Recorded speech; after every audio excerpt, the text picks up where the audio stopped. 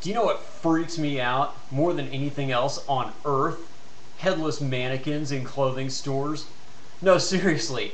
You go to places like Dillard's or Macy's or any other hoity-toity place like that. You see them all over the place. And they're all dressed up really nicely. They all look completely different, mind you, because they're all wearing completely different outfits. But there's one thing that they all have in common, and that is that somebody cut their heads off. What's up with that? I walked into one the other day, and it was like I walked into the room, and they were all just sort of scattered all around me. Everywhere I turned, there was one. It was almost like they were just staring down at me all at once.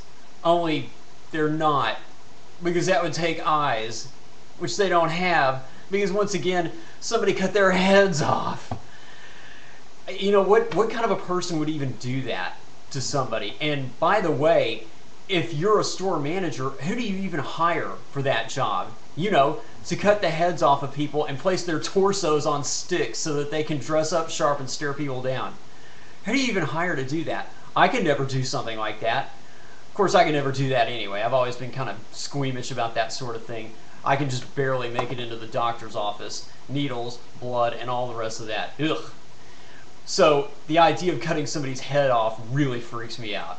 I don't see how anybody could do that.